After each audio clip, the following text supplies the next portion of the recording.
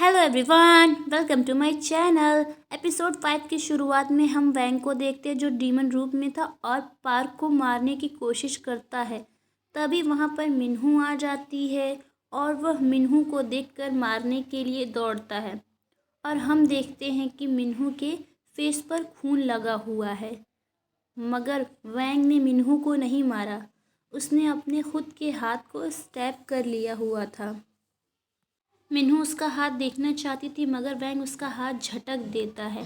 मिन्हू बहुत डर जाती है और वैंग अपने ह्यूमन फॉर्म में आ जाता है। मिन्हू बेहोश हो जाती है। वैंग उसे आकर पकड़ लेता है। मिन्हू अपने रूम में लेटी हुई थी। मिस्टर चैन पार्क के पास आकर पूछते हैं असल में हुआ क्या था। पार्क बताता है कि वैंग अपने डीमन फॉर्म में था, यह बताते हुए उसका हाथ कांप रहा था। फिर बताता है कि मिन्हू को बचाने के लिए उसने अपने हाथ को स्टैब कर लिया। तो वैंग कहते हैं कि मिन्हू को बचाने की काबिलियत रखता है और आज तुमने भी देख लिया। तो पार्क कहता है मैंने उसके डीमन होने को कंफर्म किया है, मगर मिन्हू को प्रोटेक्ट मैं करूँगा और ये सिर्फ़ और सिर्फ मेरा फ़ैसला है। अगर आप मेरे चैनल पर नए हैं तो like and subscribe. Next scene में हम वैंग को देखते हैं जो ग्रेवयार्ड में बैठा हुआ था। यह सोचकर उसका हाथ काँप रहा था कि वह मिन्हू को हर्ट कर देता। बेचू की बात सोच रहा था कि अगर वह अपने डीमन फॉर्म को बार बार यूज़ करता रहा तो कहीं वह डीमन फॉर्म में न आ जाए। यह सोचकर परेशान हो रहा था। तभी मिन्हू को होश आ जाता है। हम गुमतैंग को देखते हैं जो स्टैचू पर अपना खून लगाकर लस डीमन की सोल को जिंदा कर रहा था। यह सभी डीमन की सोल को ग्रेवयार्ड से वैंग भी देख रहा था।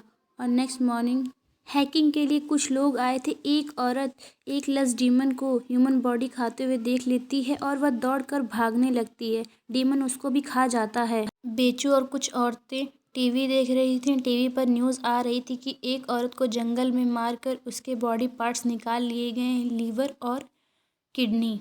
वो औरतें लस डीमन के बारे में सुनकर फॉक्स डीमन के बारे में बातें करने लगती हैं। बेचू की ग्रैंड डॉटर फॉक्स डीमन के बारे में पूछती। एक औरत बताती है वो हम इंसानों के बीच में रहते हैं और हम इंसानों की बॉडी में रहते हैं और इंसानों को ही खाते हैं, उनकी किडनी और गाल ब्लैडर स्टोन। बेचू अपनी ग्रैंड डॉटर से कहती है स्कूल चली जाओ। वह स्कूल चली जाती है। नेक्स्ट मॉर्निंग पार्क मिन्हू के रूम में आकर देखता है मिन्हू अपने कमरे में नहीं है। मिन्हू वैंग के फ़ोन का जीपीएस ट्रैक करके ग्रेवयार्ड में आ जाती है।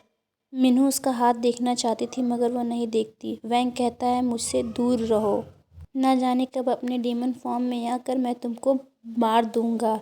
मिन्हू कहती है तुमने हमेशा मुझे प्रोटेक्ट किया है और तुमने खुद की भी जान की परवाह ना करते हुए मुझे प्रोटेक्ट करने का प्रॉमिस किया हुआ और तुम हमेशा मुझे प्रोटेक्ट करते भी आए हो। वैंग कहता है कैसा प्रॉमिस, कितना कमज़ोर था तुम्हारा प्रॉमिस, तुम यहाँ से चली जाओ। मिन्हू कहती है कमज़ोर प्रॉमिस नहीं था, कमज़ोर तुम हो। यह कहकर वह वहाँ से चली जाती है और घर आती है। तो पार्क कहता है अब आप जहाँ जहाँ जाएंगे मैं आपके साथ रहूँगा और आपको प्रोटेक्ट करूँगा। इन शॉर्ट मैं आपका बॉडीगार्ड।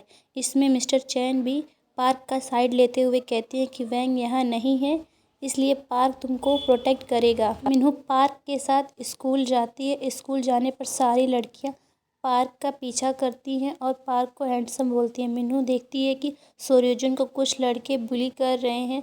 वह उसके पास जाती है और कहती है तुम बहुत बहादुर हो, तुम्हें टाइम लगेगा अभी सब बर्दाश्त करने के लिए। सोर्योजुन कहती है थैंक यू, मगर आप हैं कौन। बेयोंगी आकर कहती है कि ये हमारी टीचर मिन्हू हैं और इन दोनों ने ही तुम्हें प्रोटेक्ट किया है। मिन्हू और पार्क ने वह उन दोनों का फिर से शुक्रिया अदा करती है। मिन्हू कहती है कोई बात नहीं। ये दोनों अपनी क्लास में चली जाती है। मिन्हू की एक फ्रेंड आती है सूजन। वो अपनी शादी के बारे में बताती है। शादी नेक्स्ट वीक है उसके लॉन्ग टाइम बॉयफ्रेंड संग के साथ। अगर उससे पहले वो पार्क और मिन्हू को डिनर के लिए इनवाइट करती है। इधर सोर्योजुन बेयोंगी को थैंक यू बोलती है। बेयोंगी कहती है अगर तुम मेरी जगह होती तो तुम भी मेरे लिए यही करती, इसलिए थैंक यू मत बोलो। वह दोनों हंसने लगती हैं।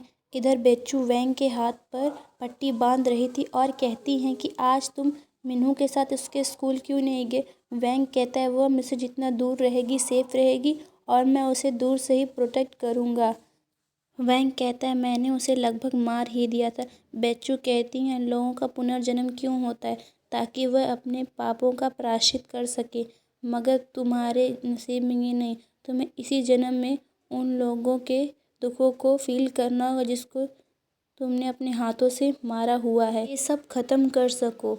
वैंग कहता है यह सब तब खत्म होगा जब मेरी मौत हो जाएगी। बेचू कहती हैं ऐसा कुछ नहीं है। इधर मिन्हू और पार्क घर वापस आते हैं। मिस्टर चैन ने डिनर प्रिपेयर कर लिया था। वह तीनों साथ में खाते हैं। तभी पार्क का फ़ोन बजता है और फ़ोन पर उसके बड़े भाई के बारे में उसे कुछ खबर मिलती है।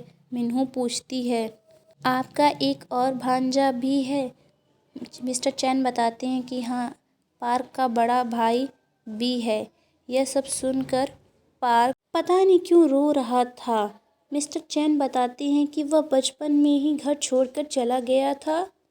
उन दोनों के फादर ने उन्हें एक ही टाइम पर अडॉप्ट किया था क्रिश्चियन, पर पता नहीं क्यों वो दोनों अलग हो गए। पार्क तब से अपने बड़े भाई को ढूंढ रहा। इधर पार्क के भाई को दिखाया जाता है जो बहुत ज़्यादा गरीबी में अपनी लाइफ को स्पेंड कर रहा था लोगों के यहाँ काम करके। तभी दो आदमी आते हैं और उसे ताने मारते हैं और चले जाते हैं। और वही लस्ट डीमन था जिसने उस औरत को मारा था। वो एक इंसान के लीवर को निकाल कर चेक करता है और कहता है यह मेरा नहीं है। तभी वहाँ गुमतैंग आता है और उसे संतावना देता है कि मैं तुम्हारी मदद करूँगा तुमसे तुम्हारे दर्द को दूर करने के लिए। हम वो दो आदमी को देखते हैं। उनमें से एक आदमी टॉयलेट करने के लिए जाता है। तभी वो लस्ट डीमन आता है और उसका लीवर निकाल कर चेक करता है और कहता है ये भी मेरा नहीं है।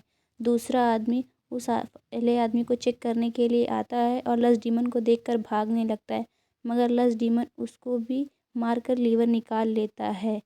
तभी वहाँ गुमतेंग आता है और अपने खंजर से उस आदमी को 12 बार कट करता है। नेक्स्ट सीन में एक बूढ़े आदमी को दिखाया जाता है जो उसे खाना खाने के लिए कहता है और पैसे देता है। कहता है बेटा तुम इसे रख लो और कोई अच्छा काम ढूंढ लेना और मेरी बाहर खड़ी बाइक भी यूज़ कर सकते हो। इधर मिन्हू पार्क के पास आती है और उसे अपने साथ ले जाती है सूजन के कैफ़े में। सूजन का बॉयफ्रेंड पार्क को वेडिंग इनविटेशन कार्ड देता है और यह दोनों वेडिंग ड्रेस ट्राई कर रहे थे। सूजन ने खुद वेडिंग ड्रेस डिज़ाइन किया होता है और यह दोनों को बाहर से वैंग भी देख रहा होता है और उन दोनों को खुश देखकर वहाँ से चला जाता है और बेचू के पास आता है जहाँ ढेर सारी औरतें बातें कर रही थी कि एक और मर्डर हुआ है। बेचू पूछती है क्या इस बार भी ऑर्गन गायब हुआ है? वह औरत बताती है इस बार मर्डर कुछ अजीब है। उस बॉडी पर 12 बार चाकू से हमला किया गया है। यह सुनकर वैंग समझ जाता है और पूछता है ये बॉडी कहाँ मिलेगी? वो औरत बताती है। वैंग वहाँ पहुँच जाता है और उस बॉडी को देखता है। उसके निशान देखकर फ्लैशबैक का सीन दिखाया जाता है जहाँ गुमतेंग एक आदमी को खंजर से मार रहा होता है। वे समझ जाता है कि गुमतेंग का काम है और क्राइम सीन पर जाकर खून में कुछ ट्रैक कर रहा होता है। नेक्स्ट सीन में मिन्हू को दिखाया जाता है जो पार्क को कहीं ले जा रही होती है और फ्लैशबैक का हमें सीन दिखाया जाता है जहां मिन्हू ने मिस्टर चैन से तिहान ग्रुप के लीगल टीम से पार्क के ब्रदर को ढूंढने के लिए कहती है। पार्क ऑर्फनेज में आता है और उसे फ्लैशबैक का सीन याद आता है जहां उसका भाई उन दोनों को पहली बार एक क्रिश्चियन फैमिली ने अडॉप्ट किया होता है। मिन्हू पार्क को एड्रेस देती है उसके भाई से मिलने के लिए। यह सब एक कीड़ा देख रहा था जिससे गुमतेंग भी सब देख पा रहा था। पार्क मिन्हू को छोड़कर अपने भाई के पास जाने के लिए कहता है। मिन्हू को घर पर छोड़कर वह अपने भाई के पास चला जाता है। वहीं पर मिन्हू की फ्रेंड सूजन का फ़ोन आता है जो उससे कहती है कि तुम्हें वेडिंग पर मेरे बॉयफ्रेंड का फेवरेट कैरेट केक और हैंडमेड गुलदस्ता तुम्हें वेडिंग पर लाना है। उसका बॉयफ्रेंड ये सब देने के लिए निकल जाता है। सूजन उसे कॉल कर कर पूछती है क्या वह पहुंच गया। वह अभी नहीं पहुंचा था इसलिए वो फ़ोन कट कर देती है। रास्ते में उसकी गाड़ी के आगे कुछ आ जाता है वह निकल कर देखने लगता है कि कोई उसकी गाड़ी में दब तो नहीं गया। पीछे से कोई उस पर हमला कर देता है। दूसरी तरफ पार्क उस जगह पर पहुंच जाता है जहां उसका भाई होता है। हम वैंग को दिखाते हैं जो मिन्हू के घर के बाहर खड़ा होता है। उसका खंजर वाइब्रेट कर रहा होता है। वह ऊपर देखता है तो गुमतेंग सूजन के बॉयफ्रेंड को मारकर वहाँ पर लेकर खड़ा होता है। मिन्हू भी ये सब देख लेती है। पीछे से मिस्टर चैन भी आ जाते हैं। मिन्हू वांग को देखती है और उसको देखकर घबरा जाती है और ज़ोर ज़ोर से रोने लगती है। तभी वैंग वहाँ पर आता है और गुमतेंग उसे फेंक कर वहाँ से भाग जाता है। दूसरी तरफ पार्क अपने भाई के पास पहुँच जाता है।